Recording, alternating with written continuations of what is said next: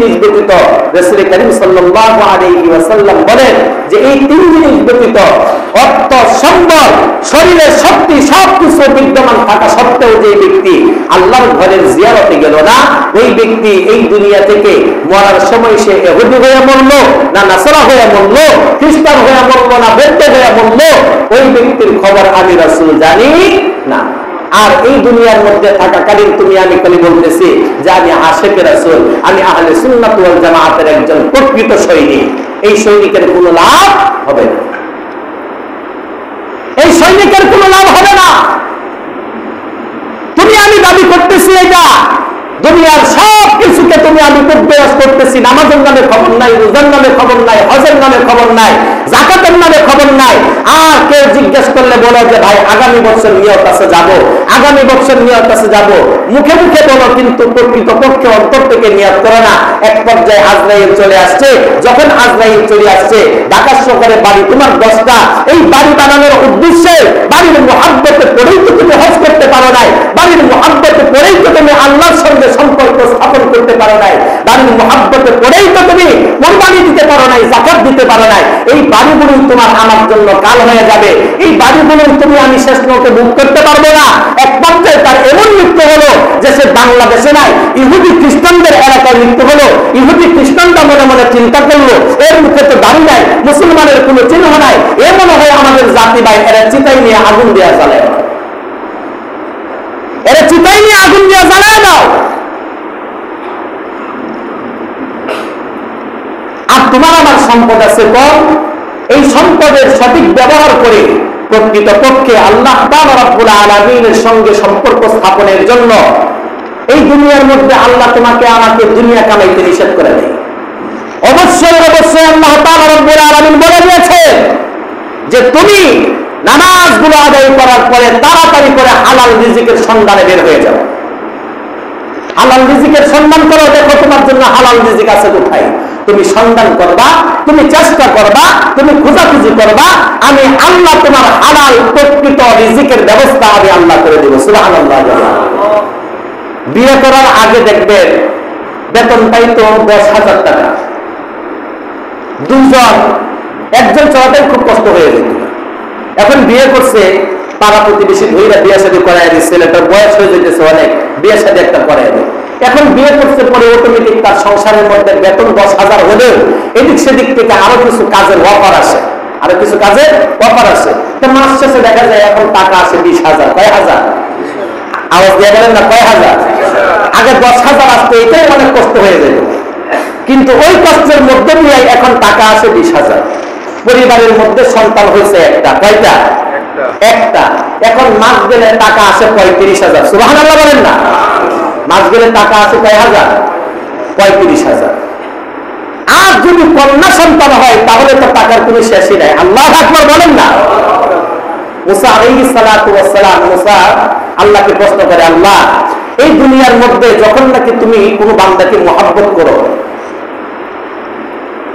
আবার বলতেছে আল্লাহ যখন এই দুনিয়ার মধ্যে তুমি কোনো বান্দাকে একের অধিক মহব্বত করো, আবার বলতেছে আল্লাহ এই দুনিয়ার মধ্যে যখন তুমি তোমার কোনো বান্দাকে সর্বশ্রেষ্ঠ দুনিয়ার মধ্যে যত প্রকার মহব্বত আছে সবচাইতে বেশি মহব্বত করো, তখন তুমি আল্লাহ তার সঙ্গে কিরূপ আচরণ করো? আল্লাহ বলতেছে যে তখন তাকে আমি একটা কন্যা সন্তান দান করি। সুবহানাল্লাহ। আর আমরা কন্যা হইলে পরে মুখটা বেকার হয়ে যায়, ঠিক না ব্যাঠি? আওয়াজ দিয়া বলেন না ঠিক না ব্যাঠি? ছেলে 10টা হলে জান্নাতের ঘোষণা নাই, কন্যা একটা হলেই জান্নাত। আল্লাহু আকবার বলেন। তা কন্যার মধ্যে আল্লাহ তাআলা রব্বুল আলামিন কল্যাণ রাখছে কি রাখছে না? কন্যার মধ্যেই কল্যাণ, আর ছেলের মধ্যে এই কল্যাণের ঘোষণা নাই। মেয়ে হয়েছে 5টা, যেই জ্বালানি না জ্বালাই, ছেলে হয়েছে একটা, এর চাইতে ডবল জ্বালায়, আছে না নাই? আওয়াজ দিয়া বলেন আছে না নাই? মেয়ে 10টা, 10টাকে সহি শুদ্ধ ভাবে একেবারে বার্তা সহকারে কোনদিন মা বাবার মনে কষ্ট দেয় নাই। বয়স 30 বছর হয়ে গেছে, বিয়ে শাদীর খবর নাই, এরপরে কোনো বদনামের আজ মাত্র নাই।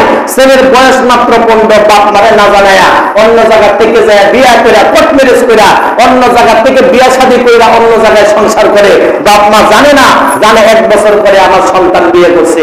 অথবা এমনও সন্তান আছে বাপ মার অগোচরে অন্য জায়গায়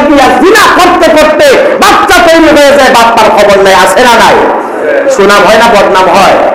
আওয়াজ দিয়ে বলেন না, সুনাম হয় না বদনাম হয়? এক সন্তানই যথেষ্ট বদনাম ঘটানোর জন্য, বুঝতে পারছেন? এই জন্য কন্যা হইলে পরে কেউ মন খারাপ করবে? আওয়াজ দিয়ে বলেন না, করবেন?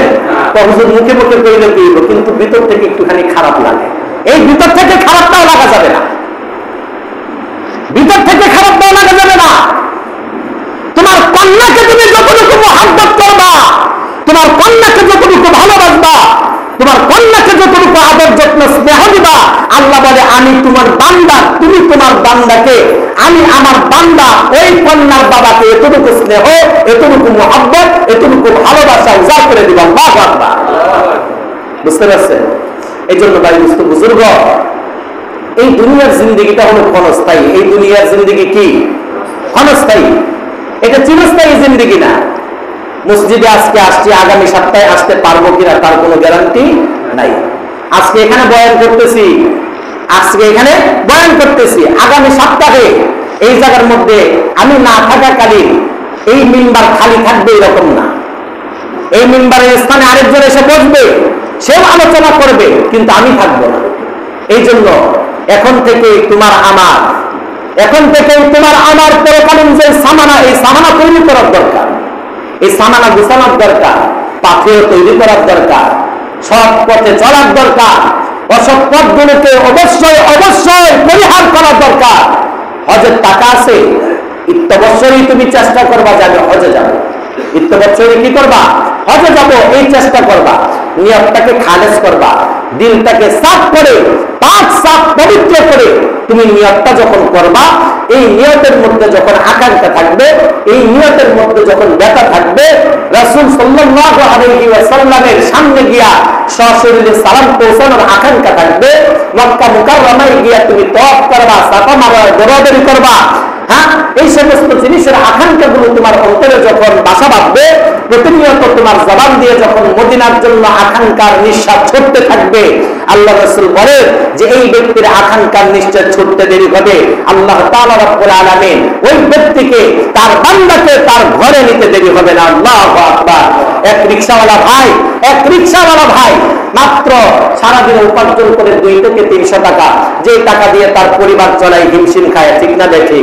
এই রিকশাওয়ালা মনে মনে চিন্তা করছে যে হুজুর ওয়াজ করছে, যা আমি তাইলে নিয়ত করে দেখি, আমার নিয়তটা কবুল হয়নি। হ্যাঁ, নিয়ত করছে যে আল্লাহ আমি আগামী বছর হজে যাব, আগামী বছর কি করব? হজে যাব। তো সংগ্রামের পরে মোটামুটি আপনার পাসপোর্টের একটা আবির্ভাব হয়ে গেছে, যে পাসপোর্ট করতে হবে। এখন রিকশাওয়ালা মনে মনে চিন্তা করে যে পাসপোর্ট যে করতে হবে, পাসপোর্টের 1 ফুটও তো আমি জানি না, পাসপোর্টের 1 ফুটও তো জানি না, নাই টাকা নাই পয়সা, পাসপোর্ট করবো কি দিয়া? তো এখন প্রত্যেক দিন সে সকাল থেকে সন্ধ্যাবেলা পর্যন্ত রিকশা চালায়, আর রিকশার মধ্যে যাত্রীগুলো যখন উঠায়, সালাম দিয়া উঠায়, নামানোর সময় সালাম দিয়া বলে, ভাই আমি আগামী বছর হজে যাব, আপনি আমার জন্য দোয়া করিয়েন। সুবহানাল্লাহ। এই আমলটা সকাল থেকে সন্ধ্যা পর্যন্ত করে। রিকশার মধ্যে যতগুলো যাত্রী ওঠে, প্রত্যেকের কাছে শুধু দোয়া চায়। প্রত্যেকের কাছে কি চায়? দোয়া চায়। হজের মৌসুম যখন আইসা পড়লো, এই রিকশাটা নিয়ে মনে মনে চিন্তা করতেছে যে আজকে থেকে ঢাকা শহর আর রিকশা চালাবো না, আস্তে আস্তে জাহাজের কাছে যাইতে হবে। এখন রিকশা চালায় ওই চিটাগাঙের দিকে, ওই জায়গায় যাইতে হবে, জাহাজ ওখান থেকে ছাড়বে চট্টগ্রাম থেকে। তো চট্টগ্রাম বন্দর থেকে জাহাজ ছাড়বে, মনে মনে চিন্তা করলো সেখানে যাইতে হবে। তো এত টাকা পয়সাও তো নেই, গাড়ি দিয়ে যাবো, রিক্সা চালাই আস্তে আস্তে যাইতে থাকি। হ্যাঁ, রিক্সা নিয়ে আস্তে আস্তে যাইতে হজ ক্যাম্পের সামনে চলে গেছে। তো হজ ক্যাম্পের সামনে যখন গেছে, যাওয়ার পরে দেখতেছে যে হজ ক্যাম্পের গেটের মধ্যে বিশাল এক দারোয়ান। তো দারোয়ানকে জিজ্ঞেস করতেছে, ভাই এটা কি হজ ক্যাম্প? হ্যাঁ, এটা হজ ক্যাম্প। তো আমি তো হজে যাওয়ার জন্য নিয়ত করছি, তো তুমি আমার একটু ছাইড়া দাও, আমি ভিতরে যাই একটু হজে যাওয়ার জন্য প্রস্তুতি গ্রহণ করি। তো তোমার পাসপোর্ট আছে নি? তো 1 ফুটও নাই। কি নাই? 1 ফুটও নাই, পাসপোর্ট তো দূরের কথা। আরে তুমি কি কও? তুমি কি এই জমানার মানুষ না অন্য যুগের? পাসপোর্ট আর 1 ফুটের মধ্যে পার্থক্য তুমি বুঝো না? না, আমার কোনো কিছুই লাগবে না, আমি দরখাস্ত মঞ্জুর করাইছি উপরওয়ালার কাছ থেকে। সুবহানাল্লাহ বলেন না?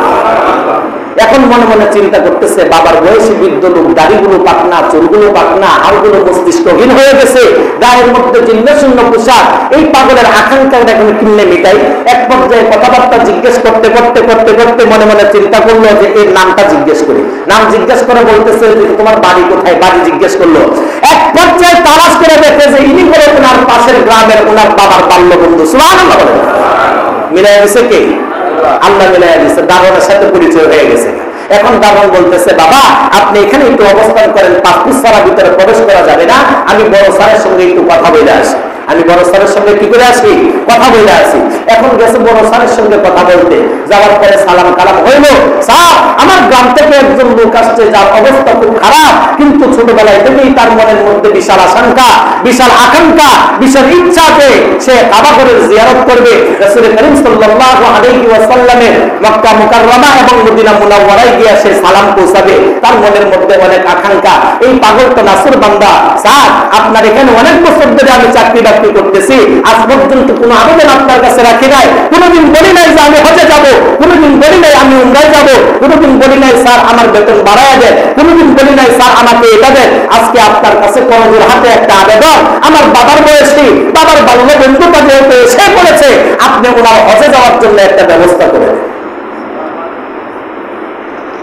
দারোয়ানের কাকুতি মিনতি শুই না, স্যারে মনে মনে চিন্তা করলো, পাসপোর্ট নাই, টাকা নাই, পয়সা নাই, কিচ্ছু নাই, এই লোক হজে যাওয়া তো সম্ভবই না, এই লোক হজে যাওয়া সম্ভবই না। এখন জাহাজের মধ্যে 500 থেকে 1000 লোকের বসবাস। এই 500 থেকে 1000 লোক নিয়ে জাহাজ ছাড়বে, 500 থেকে 1000 লোক নিয়ে জাহাজ ছাড়বে হজের উদ্দেশ্যে। এর মধ্যে খাবার দাবারের দরকার আছে না নাই? খাবারগুলো কি একদিনে করলে হবে? 1 মাসের সফর, 1 মাসের সফরের মধ্যে তো একদিনের খাবার যদি পাক করে তাহলে নষ্ট হয়ে যাবে। হ্যাঁ, মনে মনে চিন্তা করলো যে এই জাহাজের মধ্যে যেহেতু 1 মাসের সফর, তাহলে খাবার দাবারের আয়োজন করার দরকার। সরকারি ভাবে এর মধ্যে 10 জন বাবুর্চি নিয়োগ দেওয়া হয়েছে। কয়জন? 10 জন বাবুর্চি নিয়োগ দেওয়া হয়েছে। এই 10 জন বাবুর্চির মধ্যে ওই ব্যক্তি যখন বসে বসে মাথার মধ্যে হাত লাগায় চিন্তা করে যে এই বৃদ্ধ লোকটারে কি করা যায়, ঠিক ওই মুহূর্তে এক ব্যক্তি এসে বলতেছে, হুজুর আমাদের বাবুর্চির যে কাফেলা রয়েছে, বাবুর্চির কাফেলার মধ্যে সংখ্যা ছিল 10 জন। কয়জন? 10 জনের মধ্যে 9 জন এসে উপস্থিত হইলাম, কিন্তু জাহাজ ছাড়ার সময় তো মাত্র আর কয়েক মিনিট বাকি আছে। খবর নিয়ে জানতে পারলাম ওই ব্যক্তি আর আসবে না, সুতরাং আমাদের 9 জনের তো এই কাজ করা সম্ভব না, আমাদের জন্য অতি তাড়াতাড়ি আরেকজন বাবুর্চির ব্যবস্থা করে দেন। এখন দামনটা ডাক দিচ্ছে, কয় বাস্তা তাড়াতাড়ি এদিকে। কই কি? কই তুমি যে লোক নিয়ে আসছো, লোক কি পাকশাক করতে পারেনি? কই আমি তো স্যার জানি না। তাড়াতাড়ি গেছে, যায় বলতেছে, বাজার আপনি কি পাকশাক করতে পারেন? কহ সব পারে। সুবহানাল্লাহ। কি পারে? সব পারে।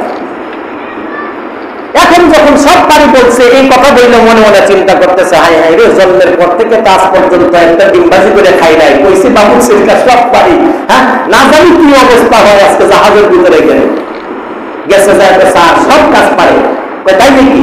তাড়াতাড়ি এর পাসপোর্ট আর কোনো কিছুর দরকার নাই, টাকা পয়সা দরকার নাই, তুমি এক কাজ করো, ওই বাবুর্চি যে সরকারি ভাবে 10 জন নিয়োগ হয়েছে, ওই 10 জনের মধ্যে ওনার নামটা উঠায় 9 জনের সাথে ওনারা যোগ করে 10 জন বানায় দেয়। সুবহানাল্লাহ। এখন মনে মনে এক কোণার মধ্যে বসে বসে চিন্তা করতেছে, হাই হাই 1000 লোকের খাবার আয়োজন, এর মধ্যে আমার বাগে তো আছে 100। কয়শো? সবাই হজ করতে আসছে, তো এই হাজিদেরকে আমি খাওয়াই নাকি? এখন সবাইকে ডাক দিছে, আর সব ভাই তার চাইতে বয়সে ছোট। উনি হলেন মুরব্বী মানুষ, বাবার বয়স ছিল। তো এই কথা মনে মনে চিন্তা করে সবাইকে ডাক দিয়ে বলতেছে, বলে বাবারা রে, আমি তো তোমাদের বাবার সমান, বাবার বয়সী, আমি তোমাদের বাবাই মনে করো। তোমাদের কাছে আমার একটা আরজি, একটা আকুতি, একটা বিনতি, আমার অনেক দিনের আকাঙ্ক্ষা যে আমি বাইতুল্লাহ জিয়ারতে যাব, কিন্তু টাকা পয়সা কোনোভাবেই আমি ম্যানেজ করতে পারতেছিলাম না, কারণ আমি একজন রিকশাওয়ালা। কিন্তু মনের মধ্যে পিপাসা ছিল পুরোপুরি আজকে যখন নাকি সুযোগ হয়ে গেল আল্লাহর সাক্ষাতের জন্য, বাইতুল্লাহর জিয়ারতের জন্য, রাসূলের আশিকি হয়ে রাসূলের দরবারে সালাম পৌঁছাইতে যাওয়ার জন্য আমার মনটা আর মানাইতে পারলাম না। আমি তো একটা মিথ্যা কথা বলে ফেলাইছি। সেই মিথ্যা কথাটা কি? আমি তো বাবুর্চির কাজ তো দূরের কথা, আজ পর্যন্ত একটা ডিম ভাইজা খাই নাই, ডিমটা বাস্তব হয় কিভাবে সেটাও জানি না। আমি তো বলছি বাবুর্চির কাজ পারি। এখন তোমরা যে 9 জন আছো, এই 9 জনের মধ্যে একজন যদি তোমার বাবা বয়সী যেহেতু লোকটা, এই লোকটা কাজকর্ম না করে অথবা কোডা বাসা করে মরিচ টরিচ পেঁয়াজ তেল ছুলাইয়া দেয়, তাহলে কি তোমাদের কষ্ট হবে? 10 জনের মধ্যে থেকে একজন এই অবস্থা, আর 9 জন বলতেছে আপনি আমাদের বাবার বয়সী লোক, আপনি আমাদের বাবার বয়সী লোক, আপনি কাজ পারেন না। আর যেহেতু আপনি বাবুর্চির কাতারে বাবুর্চির নাম দিয়ে আইসাই করছেন, তাহলে আপনার কাছে আমাদের একটা আবেদন, পেঁয়াজ মরিচ কাটা বাছা রান্না বাড়া কিচ্ছু আপনার করতে হবে না। আপনার কাছে আমাদের একটা আবদার আছে। এই পথে যাত্রী অনেকবার হয়েছি, এই জায়গাতে অনেক বছর বাবুর্চিগিরি করেছি, কিন্তু এই পথে যাওয়ার সময় অনেক বড় বড় বিপদের সম্মুখীন হতে হয়। বিশাল বড় বড় ঢেউ জাহাজের মধ্যে আসলে পড়ে, এই ঢেউয়ের কবলে পড়ে অনেক সময় জাহাজ সাগরের তলদেশে চলে যায়, জাহাজের কোনো অস্তিত্ব পাওয়া যায় না।